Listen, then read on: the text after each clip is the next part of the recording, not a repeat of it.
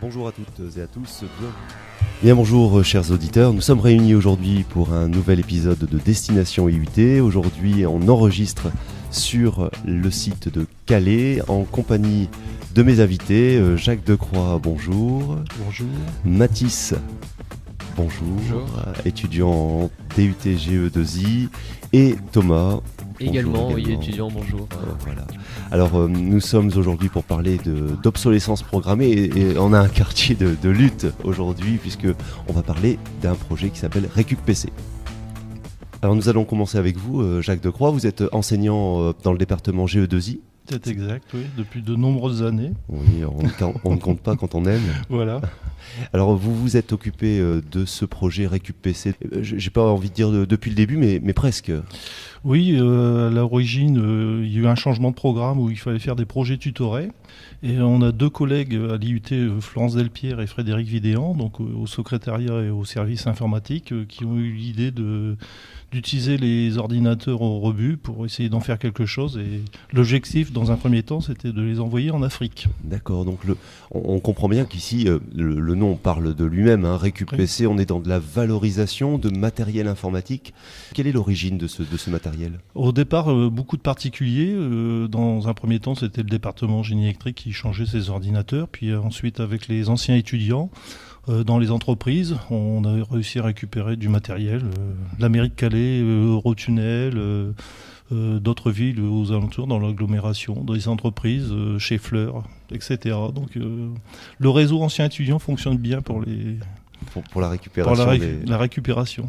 Alors aujourd'hui, ça représente combien de postes informatiques ? Est-ce qu'on peut compter par an à peu près combien de matériel vous arrivez à recycler ? Alors, globalement, ils ont peut-être un petit peu plus de chiffres que moi, mais sur les années, ça varie. On arrive à donner entre 50 et 70 ordinateurs, sachant que, grosso modo, avec 3 ordinateurs, on en fait un. D'accord. Donc après, ça dépend de la récupération. Derrière ça, il y a plein d'autres choses parce qu'on récupère, mais il y a du déchet, donc il faut trier. Donc on fait aussi du tri sélectif. On est en convention avec la Cevadec à Calais pour pouvoir trier correctement les choses. Les déchets. Et les déchets. D'accord. Donc c'est tout votre travail, Mathis et Thomas. Vous êtes tous les deux étudiants en DUT. Oui. Et vous avez pris, je dirais, le projet en cours cette année, puisque tous les ans, les équipes changent en fait. Vous êtes l'équipe 2018. Ouais, c'est ça. Ouais. Combien êtes-vous sur ce projet ? Alors, en titulaire, on est 6 cette année, en deuxième année. Et là, depuis un mois, on a commencé à former les premières années, donc on en a pris 3, donc on va dire qu'on est 9 en RécupPC. Et il y a aussi des bénévoles qui viennent nous aider quand on a besoin de main-d'œuvre. On en a 6 aussi.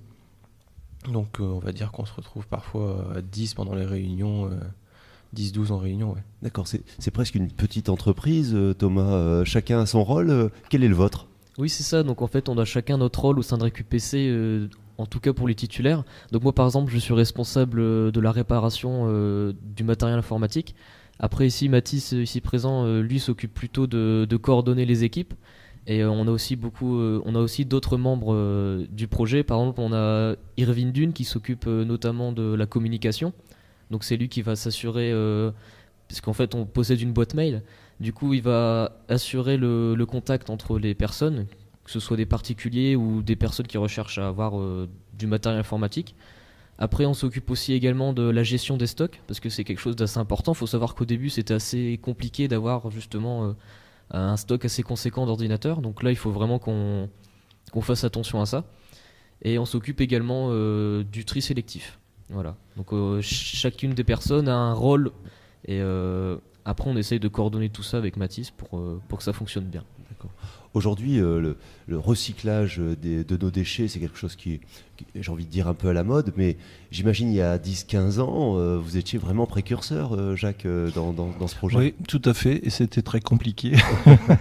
Donc on prenait nos voitures personnelles, les étudiants aussi, et on allait à la déchetterie. Alors on arrivait à s'arranger de temps en temps, mais donc l'administration ici nous permettait aussi de faire du tri, bien sûr.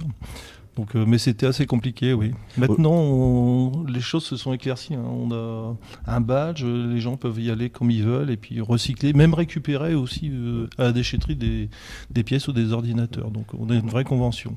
À entendre Mathis et Thomas, il y a une vraie structure, une véritable organisation. Je suppose que quand on voit grandir un projet comme ça, quand on est enseignant, on est assez fier du résultat. Ben, je suis fier et puis beaucoup de personnes d'autres sont fiers aussi parce que en fin de compte ils travaillent. Moi je fais du coaching et on recherche l'autonomie et donc ils arrivent à travailler en groupe, à s'autogérer, à prendre des décisions. Donc actuellement il reste ma collègue Florence puisque mon collègue Frédéric Vidéran a pris son entreprise. Mais je dirais même les femmes de ménage, quand elles passent, elles leur donnent un coup de main pour nettoyer, elles sont contentes de voir que les jeunes font des choses. Les techniciens, quand ils vont chercher pour souffler ou nettoyer, tout le monde participe un petit peu et je pense qu'ils sont tous un petit peu fiers de ce qui se passe. C'est un projet à l'échelle de l'IUT, sur le site de Calais, tout le monde met sa contribution. Voilà, c'est très... Et donc ce sont les étudiants, les premiers en première ligne, qui nous font valoir ça. Mathis, on entend que vous devez prendre des décisions, vous êtes un peu l'organisateur. Quelle est la tâche la plus compliquée que vous ayez eu à gérer cette année ? C'est surtout, on va dire, transmettre l'information entre tout le monde et on va dire mettre tout le monde à peu près d'accord sur ce qu'il faut faire. Parce que c'est pas non plus moi qui prends les décisions, il faut que je joue avec Monsieur Decroix, avec Florence Delpierre aussi. Ensuite, je dois essayer de mettre d'accord tous les étudiants sur les commandes ou alors voir si on a assez de PC. En fait, tout le monde me donne les informations et ensuite je dois les traiter pour qu'on puisse avancer en fait. Combien de temps consacrez-vous par semaine, par mois à cette activité ? Par semaine, on va dire, on y est tous les midis, donc on va dire 5-6 heures par semaine. Semaine normale, mais parfois on a des commandes importantes ou alors des forums, donc on peut bien atteindre 10 heures, 15 heures par semaine. D'accord, c'est intégré à votre formation, Thomas, ce dispositif, donc c'est-à-dire que bien vous travaillez pour une association, hein, c'est une association RécupPC ou c'est une structure autonome ? Alors ça fait partie des projets tutorés, donc c'est l'association, c'est celle des étudiants. D'accord. Donc c'est dans leur cursus, mais il y a des gens qui viennent en plus. Et si les projets tutorés ne devaient plus exister, pourquoi pas faire une association ? D'accord. Donc aujourd'hui, Thomas, vous travaillez pour ce projet tutoré, mais il est intégré à votre diplôme. C'est-à-dire que vous travaillez, mais derrière, il y a quand même une récompense, une valorisation pour l'obtention de votre DUT. Oui, bien sûr. En fait, les projets tutorés, c'est vraiment c'est un projet qui va être noté au fil de l'année et qui est bien spécifique à la formation GE2I. Et donc oui, bien sûr, justement, participer à ce projet, ça nous permet de justement nous aider pour l'obtention de notre DUT, mais surtout, ça peut servir pour après. Je sais qu'il y a eu beaucoup d'étudiants qui ont été pris, par exemple, pour leur stage de fin d'année ou bien pour leurs écoles supérieures parce que, justement, ils ont fait RécupPC. Donc c'est vraiment quelque chose qui est à peu près connu et donc qui est vraiment valorisant dans plusieurs domaines. On rappelle pour nos auditeurs qui ne connaissent pas le DUT que c'est un DUT GE2I, donc génie électrique et informatique industrielle. Exact. C'est ça. Quel est le lien le plus important que vous faites entre votre diplôme et ce projet ? Est-ce que c'est le caractère de maintenance ? Est-ce que c'est le travail en équipe ? C'est un peu tout en fait, gestion de projet déjà. Puis aussi, on doit souvent faire des réparations directes dans les plaquettes de l'ordinateur par exemple, donc c'est aussi plaquettes. Jacques, le début de ce projet n'a pas été évident, hein. Vous me disiez tout à l'heure hors antenne que à l'origine vous aviez la volonté d'envoyer ce matériel en Afrique. Aujourd'hui, c'est possible ? Ça s'est déjà fait une fois et même une deuxième fois, donc c'est vrai qu'au départ on voulait envoyer des ordinateurs en Afrique, mais bon, on s'est rendu compte la première année que c'était une montagne à gravir, donc on est redescendu, on a travaillé dans le quartier, puis sur Calais, puis les écoles. On a déjà eu l'occasion d'envoyer grâce à l'hôpital de Calais, puisqu'on travaillait sur l'hôpital de Calais, sur des enfants qui avaient un cancer.